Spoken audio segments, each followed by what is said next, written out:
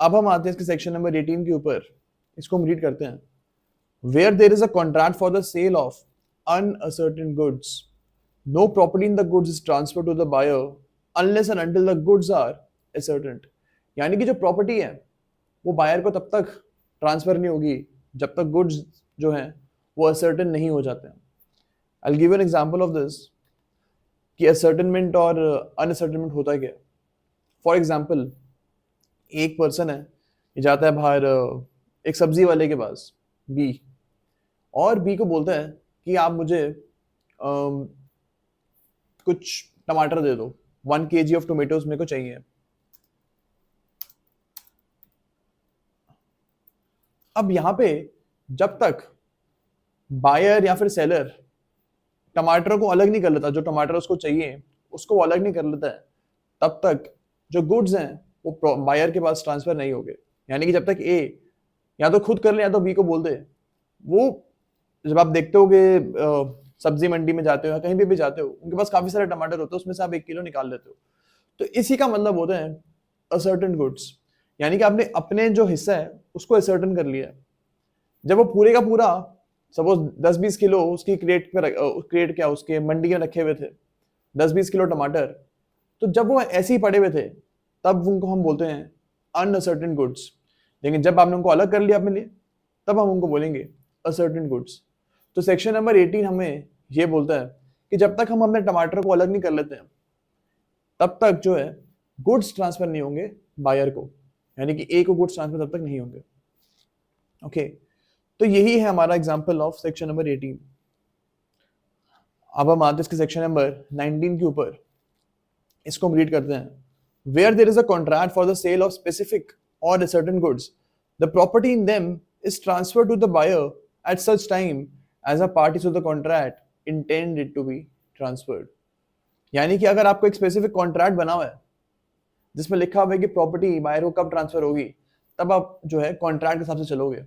Suppose ए और B के बीच में कॉन्ट्रैक्ट है कि 100 kgs ऑफ वीट जो है वो 21 ऑफ जनवरी को ए बी को देगा। अब यहाँ पे date of transfer already contract ने सर्टन करी हुई है, तो यही हम मानेंगे कि 21 जनवरी के दिन ही 100 किलो जो वीट है वो बी को ट्रांसफर होगी। ओके, तो कॉन्ट्रैक्ट है तो हम कॉन्ट्रैक्ट के हिसाब से जाएंगे। For the purpose of second clause, for the purpose of ascertaining the intention of the parties, regard shall be had to the terms of the contract and conduct of the parties and circumstances of the case। तो यही मैंने आपको बताया है कि आपको contract देखना पड़ेगा उनके बीच में क्या है, और अगर कोई रिटर्न कॉन्ट्रैक्ट नहीं है तो आपको उनके बीच में जो है कंडक्ट देखना पड़ेगा। सपोज बातों बातों में ओरली ए ने बी को बोला है कि मैं आपको 21 जनवरी को ये 100 kgs ऑफ वीट दूंगा। अब यहाँ पे ओरल एक बाय कंडक्ट भी और बाय ओरल कंट्रैक्ट भी इनके बीच में डिसाइड होता है डेट, जो ये वीट है हमारी वो 21 जनवरी को ही ट्रांसफर होगी। और अगर सपोज एक ऐसा कॉन्ट्रैक्ट है ए और बी के बीच में जिसमें हर महीने 100 किलो वीट ए बी को देता है और हर महीने 2 जनवरी को ही ए बी को वीट देता है, बिकॉज बी ने चीज पहले से ए को बताई हुई है कि 2 जनवरी से एक दिन भी लेट होता है तो मैं आपकी वीट जो है एक्सेप्ट नहीं करूंगा, बिकॉज मेरे को 2 जनवरी को आगे और लोगों को भी वही वीट बेचनी है। अब यहाँ पे पार्टीज के बीच में एक साल से ये चीज चलती आ रही है कि डायरेक्ट 2 जनवरी को ही हमेशा ए की जो वीट है वो बी के पास पहुंच जाती है। यह एक साल से रेगुलर हो रहा है।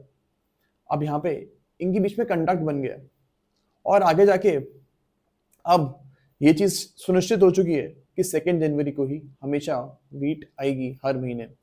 और अगर यहाँ पे डिले हो जाता है, किसी भी महीने डिले हो जाता है, तो हम मानेंगे कि कॉन्ट्रैक्ट में डिले हो चुका है और फिर जो भी राइट्स है बी के पास रिगार्डिंग रेवोकेशन और कंपनसेशन वो बी क्लेम कर सकता है।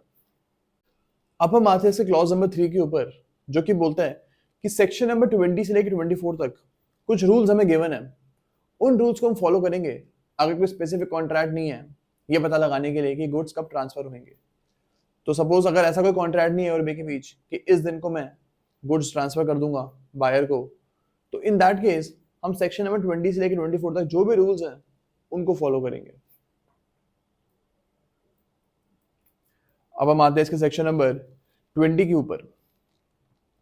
ये बात करता है specific goods and deliverable state, where there is an unconditional contract for the sale of specific goods in a deliverable state, the property in the goods passes to the buyer when the contract is made, and it is immaterial whether the time of payment of the price or the time of delivery of the goods both is postponed। यानी कि suppose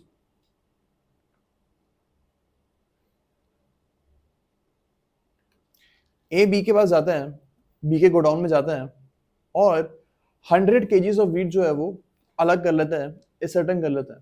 suppose B के godown में 1000 kilo wheat पड़ी हुई थी, उसमें से ए ने 100 kgs ऑफ वीट अपनी लिए अलग कर लिया। ओके, अब यहाँ पे गुड्स जो हैं वो स्पेसिफिक हो चुके हैं, सर्टन हो चुके हैं। अब ये जो 100 kgs ऑफ वीट है ना, ये ए की खुद की ही है, उसने खुद सेलेक्ट करी है।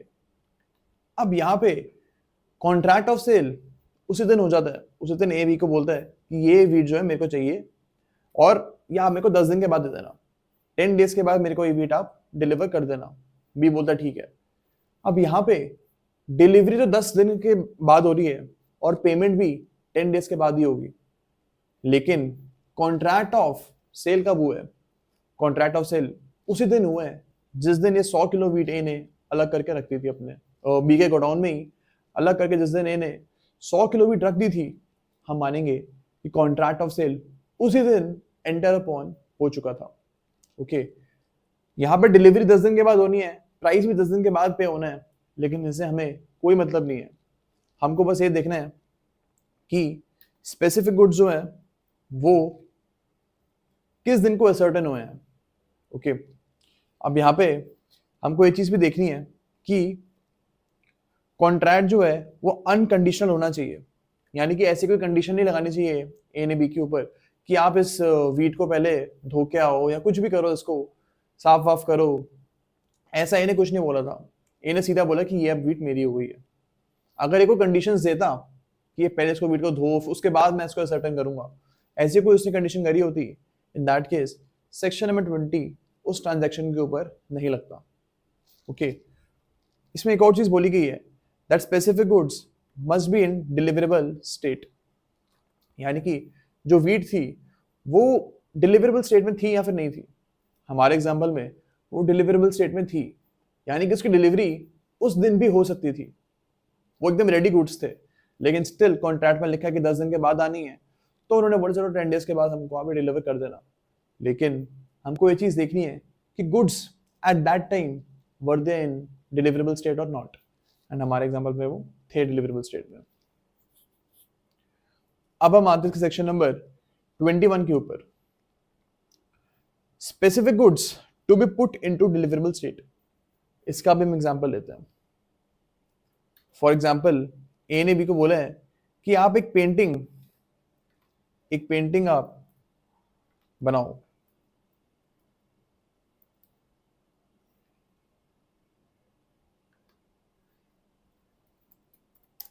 ओके, अब जब तक ए ने बी को बोले पेंटिंग बनाने के लिए और जब तक बी पेंटिंग को नहीं बना लेता है, तब तक जो प्रॉपर्टी है वो ए को ट्रांसफर नहीं हो सकती है, because way painting he ready नहीं है।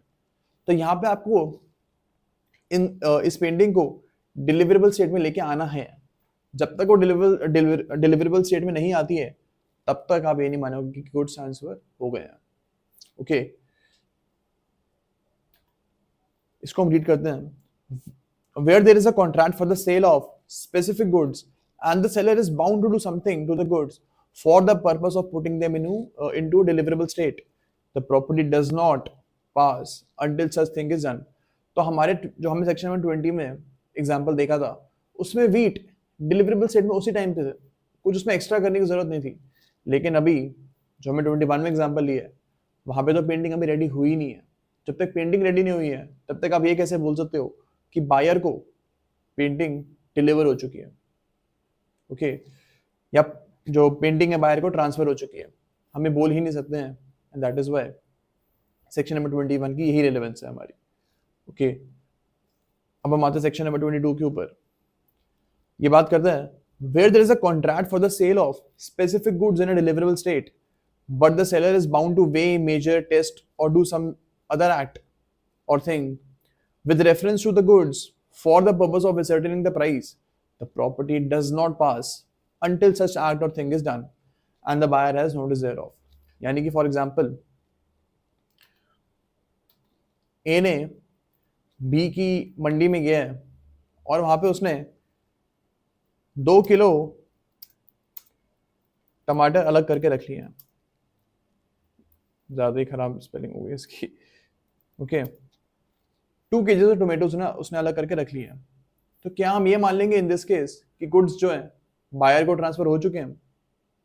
सेक्शन नंबर 22 बोलता है कि नहीं, एक और कंडीशन को आपको सेटिस्फाई करना पड़ेगा कि जब तक ये टमाटरों को वे नहीं हो जाता है, उनको तोला नहीं जा चुका होता है, तब तक जो है बायर को ये टमाटर ट्रांसफर नहीं होंगे। हमने सेक्शन नंबर 18 में ये वाला एग्जांपल देखा था टोमेटोज वाला कि गुड्स मस्ट बी असर्टेंट। तो सेक्शन नंबर 18 के ऊपर एक अलग से एक एक्स्ट्रा एक रिस्ट्रिक्शन हो चुकी है सेक्शन नंबर 22 के ऊपर अंदर। Section 22 imposes an extra restriction on section number 18। जो गुड्स हैं वो असर्टेन तो होनी चाहिए, लेकिन उसके अलावा उनका वे और मेजर भी हो जाना चाहिए, तभी वो ट्रांसफर माने जाएंगे। एक और एग्जांपल हम लेते हैं। फॉर एग्जांपल ए जाता है बी की दुकान पे and B is a jeweller है बी एक।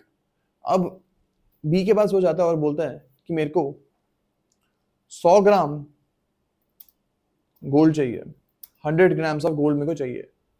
अब जब तक बी इस गोल्ड का हॉलमार्क सर्टिफिकेट ए को नहीं दे देता, तब तक गुड्स जो हैं वो ए को ट्रांसफर नहीं होंगे। तो बी जो ज्वेलर है हमारा, इसको एक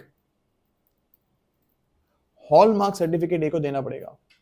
यही चीज बोली एक सेक्शन नंबर 22 में भी कि टेस्ट, अगर ये चीज उस बिजनेस में ये चीज होती है कि पहले गुड्स को टेस्ट किया जाएगा, उसी के बाद वो सेल हो सकते हैं, तो आपको उनकी टेस्टिंग भी करानी पड़ेगी। एक बार दोबारा रीड करते हैं हम इसे।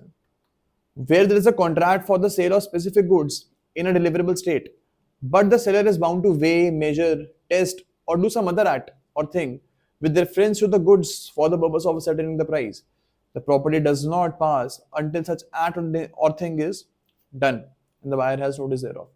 तो ये जो टेस्ट वगैरह हॉलमार्क टेस्ट करके उसके बाद ज्वेलर जो है हमारा बी, उसको ए को नोटिस देना पड़ेगा, यानी कि उसको ए को बताना पड़ेगा कि जो आपका गोल्ड है वो रेडी है और उसका हॉलमार्क सर्टिफिकेट भी रेडी है, अब आप आओ इसको कलेक्ट कर लो। ओके, तो यही हमारा सेक्शन नंबर 22 बोलता है कि जब ये सब चीजें हो जाएंगी तभी गुड्स ट्रांसफर माने जाएंगे। अब हम आते हैं इसके सेक्शन नंबर 23 के ऊपर, जो कि बात करते हैं sale of unascertained goods and appropriation. अब ये सेक्शन नंबर 18 का एक्सेप्शन है। सेक्शन 18 में हमने देखा था कि सिर्फ असर्टेन गुड्स जो हैं वही आप ट्रांसफर कर सकते हो, लेकिन सेक्शन नंबर 23 बोलता है कि अनअसर्टेन गुड्स को भी आप ट्रांसफर कर सकते हो। इसका मैं आपको एग्जांपल देता हूं और ये आपको एकदम क्लियर हो जाएगा सेक्शन नंबर 23। ओके, हमको एक्चुअली बस यही चीज याद रखनी है या हमको इनके एग्जांपल्स एग्जाम में याद रहे। तो जो भी एग्जांपल्स आपको मैं बता रहा हूँ, ये आपके अगर एग्जाम में रेडी हैं, याद हैं, तो आप कोई क्वेश्चन गलत करके आ ही नहीं सकते हो, कोई सेक्शन का एप्लीकेशन आप गलत करके आ ही नहीं सकते हो। Okay, so I just request you कि ये जो एग्जांपल्स हैं ये आप रिवाइज करते रहना और इनको याद रखना बस। सो सेक्शन नंबर 23 क्या बोलता है? अब एक बायर है, वो बी को कॉल पे बोलता है कि मेरे को HP का एक लैपटॉप चाहिए और उसका जो मॉडल नंबर है वो भी ए ने बी को बता दिया है। बी इज अ शॉपकीपर,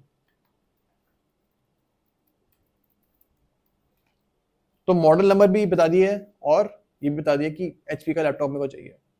अब यहाँ पे बी के पास बहुत सारे ऐसे लैपटॉप्स पड़े हुए थे, उसका जो गोडाउन था या उसकी जो शॉप थी उसमें सेम मॉडल नंबर के 10 लैपटॉप्स पड़े हुए थे। अब यहाँ पे असर्टनमेंट ऑफ लैपटॉप नहीं किया है। ए ने दुकान में आके ये चीजें देखी है कि इन 10 में से मैं कौन सा लैपटॉप उठाऊंगा। उसने सिर्फ बी को बोला कि इस मॉडल नंबर का मेरे को चाहिए। अब यहाँ पे बी कोई भी रैंडम 10 में से कोई भी एक रैंडम लैपटॉप उठा के लेके आता है और ए को वो भेज देता है उसको उसके घर पे डिलीवर करा देता है। अब यहाँ पे जो सेल है वो अनअसर्टेन गुड्स की हुई है, अनअसर्टेन गुड्स की सेल यहाँ पे हुई है and this is valid as per section number 23। Okay, अब यहाँ पे जो प्रॉपर्टी है लैपटॉप, वो ए को ट्रांसफर कब होगा? वो ए को ट्रांसफर तब होगा जब बी ने उस लैपटॉप को निकाल के अलग रख दिए और उसने ए को ये चीज बता दी है कि आपका लैपटॉप मैंने अलग रख दिया है एंड ए ने उसके ऊपर एक अपना कंसेंट दे दिया कि ठीक है इसको आप मेरे को डिलीवर करवा दो। ओके, इस टाइम पे जो लैपटॉप है वो ट्रांसफर हो जाएगा ए को। अब हम आते हैं इसके सेक्शन नंबर 24 के ऊपर। इसको हम एग्जाम्पल के थ्रू समझते हैं। फॉर एग्जाम्पल ए ने क्या किया है? ए ने 100 सोप उसने बी को भेजे हैं और उसने बी को बोला है कि आप इनकी क्वालिटी देखो और अगर आपको पसंद आते हैं तब आप इसको खरीद लेना मुझसे। अब यहाँ पे प्रॉपर्टी जो है वो बी को ट्रांसफर कब होगी? बी को ये प्रॉपर्टी ट्रांसफर तब होगी जब वो अपना एसेंट है ए को बता देगा कि हाँ मेरे को ये सोप्स पसंद आए हैं और मैं इनको परचेज करना चाहता हूँ। At this time contract of sale जो है वो एंटर अपॉन हो जाएगा। लेकिन इसी केस में अगर बी ने सपोज 1 साल तक सोप्स वापस ही नहीं करे बी ए को और ना ही उसने ये बताया है कि मेरे को इसको खरीदना है या फिर नहीं खरीदना है, कुछ नहीं बोला उसने बी को, और इन द मीन में उसने 2-3 सोप यूज भी कर लिए हैं। इन दिस केस क्या प्रॉपर्टी ट्रांसफर हो गई है? यहाँ पे जो प्रॉपर्टी है वो ट्रांसफर हो चुकी है बिकॉज बी ने उनको यूज भी कर लिया है, स्टार्ट भी कर दिया है और रीजनेबल टाइम के अंदर अंदर उसने ए को अपना एसेंट नहीं दिया है। ओके, अब इसी एग्जांपल में अगर ए ने बी को बोला था कि 2 दिन के अंदर अंदर आपको मेरे को वो जो गुड्स हैं रिटर्न करने हैं, आप 2 दिन तक इसको रख लो और अगर आपको पसंद आता तो इनको खरीद लो, लेकिन अगर आपको नहीं खरीदने हैं तो 2 दिन के अंदर अंदर आपको मेरे को वापस करने हैं। अब यहाँ पे इफ 2 डेज के अंदर अंदर ए ने गुड्स को बी ने गुड्स को वापस नहीं भेजा ए को, तो हम ये मान लेंगे कि contract of sale enter upon हो चुका है। Okay, and now we will actually have to purchase this soaps. Okay,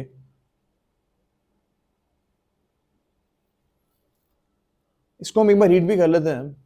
When goods are delivered to the buyer on approval or on sale or return or other similar terms, the property thereupon passes to the buyer. When he signifies his approval or acceptance to the seller or does any other act adopting the transaction. ये हमने discuss कर लिया है कि अगर उसने बोल दिया कि हाँ मेरे को सोप सही है, तब हम मान लेंगे कि प्रॉपर्टी जो है वो ट्रांसफर हो चुकी है। ओके, बी देखते हैं हम इसका। If it does not signify his approval or acceptance to the seller, but retained the goods without giving notice of rejection, उसने कुछ नहीं बोला है लेकिन यूज करने लग गया वो गुड्स को, रिटेन कर लिया उसने, अपने पास रखे हुए गुड्स बहुत टाइम तक, तो यहाँ पे भी हम मान लेंगे कि जो गुड्स है वो ट्रांसफर हो चुके हैं। Then if a time has been fixed for the return of the goods on the expiration of such time, ये भी हमने डिस्कस कर लिया है कि एक टाइम दिया हुआ था 2 दिन का कि इस टाइम तक अगर आपने नहीं बताया मुझे, अगर आपने नहीं भेजा उनको वापस गुड्स, तो जो कॉन्ट्रैक्ट ऑफ सेल है वो हम मान लेंगे कि एंटर अपॉन हो चुका है। ओके,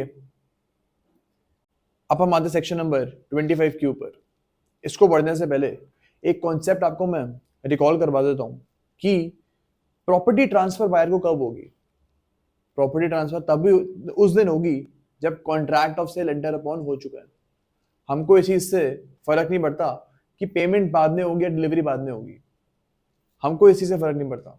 हमको बस ये देखना है कि कॉन्ट्रैक्ट ऑफ सेल कब एंटर अपॉन हुआ है।